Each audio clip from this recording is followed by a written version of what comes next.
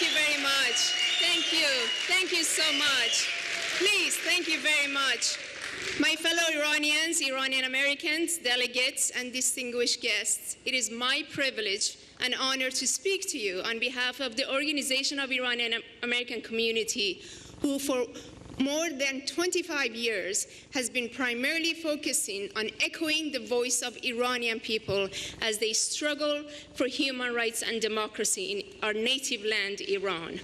Over the last century, Iran has seen two brutal dictatorships under the Pahlavi's monarchy, which in collaboration with the mullahs worked against the democratic and nationalistic government of Dr. Mossadegh. And now we're dealing with a misogynist regime since 1979, the religious fascists of mullahs, who are incapable of reform or even engaging in a meaningful way with the Iranian people or for the rest of the world for that matter. When it comes to this regime, because this regime believes in the system of velayat faqih, this regime is committed and remains committed to the system of velayat faqih. And that means is an absolute power that is only for non-elected male clerics according to the regime's constitution. Let us be very clear. Iranian people's rejection of both monarchy and mullahocracy is based on historic lessons from their struggle for freedom and democracy over the last several decades. This is not a partisan preference. It is simply the reality of Iran's recent history. The 1979 revolution in Iran is Iran's historic rejection of monarchy.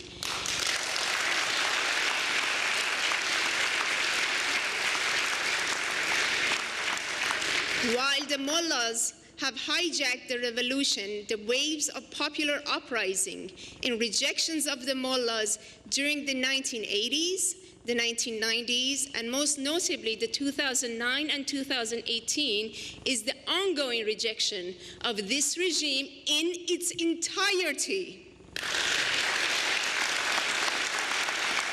People of Iran are not making a distinction between the so-called reformers and hardliners, so why should we? This red line has been drawn by the blood and sacrifices of more than 120,000 martyrs for freedom in order to move Iran away from despotism of the past and the religious tyranny of the present. Therefore, it is our red line too. And crossing of this red line under whatever pretext is unacceptable because it is undermining the true democracy movement in Iran.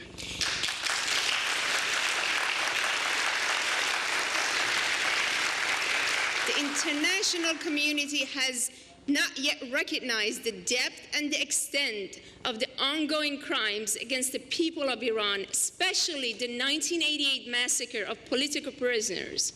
In our view, just as the mayor said, Khamenei, Rouhani, Zarif, Qasem Soleimani, Ebrahim Raisi, after 4 decades of execution and oppression, war, terrorism, subversion, mayhem by the terrorist IRGC and the Ministry of Intelligence are all international criminals and must stand trial in the international tribunals and courts.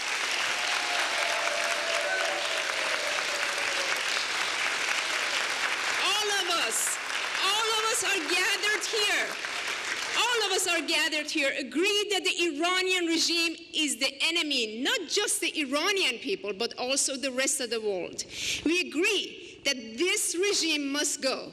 We also agree that it is up to the Iranian people and their organized opposition movement who shall and will bring this regime down in its entirety.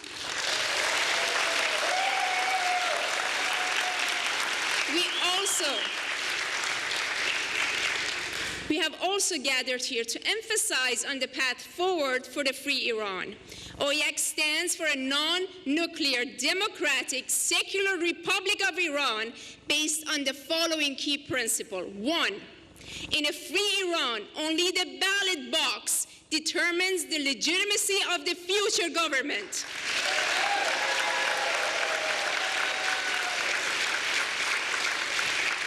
freedom of speech, expression, association, and religion for all Iranians, and equal rights for all ethnic groups in the framework of Iran's territorial integrity is a must in a free Iran.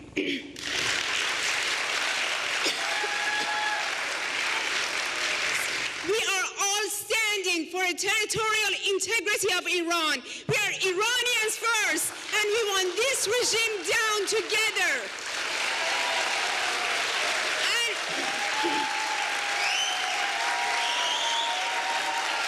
And if anyone has any doubt that we cannot do this, I would invite them to look into the Mujahideen Khalq, where the Baluchis, the Kurds, the Turks, the Fars, all of them, all the Iran ethnic groups have come together under one banner of Mujahideen Khalq, fighting against this regime.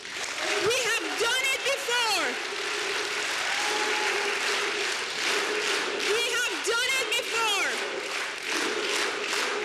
And Iran will do it again. Iran will do it again because of the National Council of Resistance and the platform that has represented the diversity of Iran. This is our strength. We will not let the regime colonize our ethnic groups.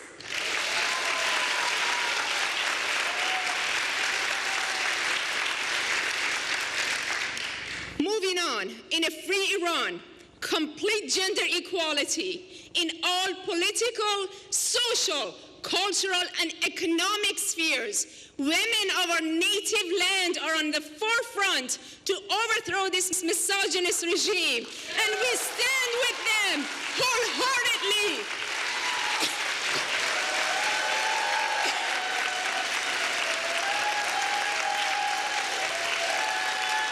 In a free Iran, women will have their own right to choose their clothing, and any exploitation of women under whatever pretext will be rejected. In a free Iran, we would have commitment to Universal Declaration of Human Rights and all international covenant. In a free Iran, death penalty will be abolished.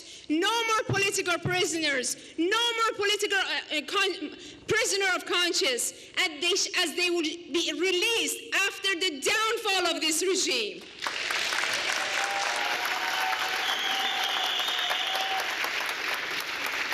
The path to progress and prosperity in a free Iran is based on the following. 1, justice and equal opportunity in employment and occupation is imperative for all Iranians in a free market economy.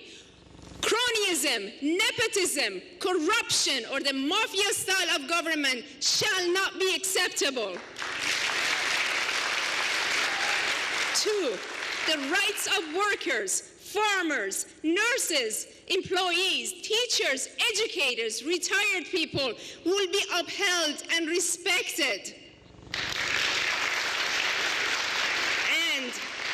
And the diaspora, and this is all of us, the diaspora will have a great duty of reversing the brain drain and support the rebuilding of Iran based on progressive labor laws and rights. Forced child labor must be abolished.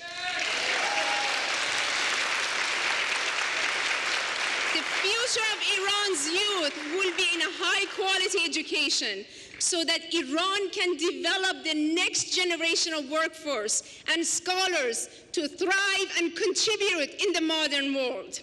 Iranian scientific community shall focus on humane advancement of technology, knowledge, innovation, and infrastructure for improving the lives of Iranian people.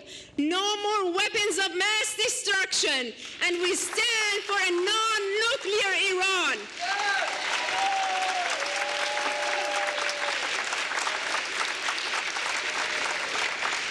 Iranian scientific community shall also focus on reversing the environmental crisis, water shortage, on natural floods, earthquakes, through utilizing best practices in order to reverse the damage done under this criminal regime.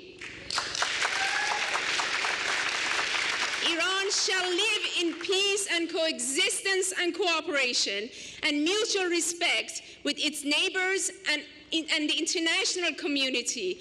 No more regional meddling and no more support for terrorists or the extremist groups. So at this point, I'll ask all the delegates to take a moment and envision an Iran based on these principles and a path to recovery. An Iran that is worthy of our heritage, our history, and the sacrifices made to date. To get there, we must refrain from divisiveness. We need to aim all of our energies and efforts to change this regime first. In 2002, the head of National Council of Resistance of Iran, Masoud Rajavi, announced the NCRI's plan for promoting the National Solidarity Front to encompass all Iranians and political entities who reject the monarchy and the system of Velayat Faqih and are campaigning for a democratic, independent, and secular republic to come together. This call was faced with overwhelming misinformation and disinformation campaign by regime cronies and the MOIS agents. For too long, Iranian regime's lobbyists and apologists have worked to divide us by propagating falsehood and smear campaigns, lies and propagandas. This must stop. We must put an end to disinformation campaign and the echo chamber against the MEK and the NCRI.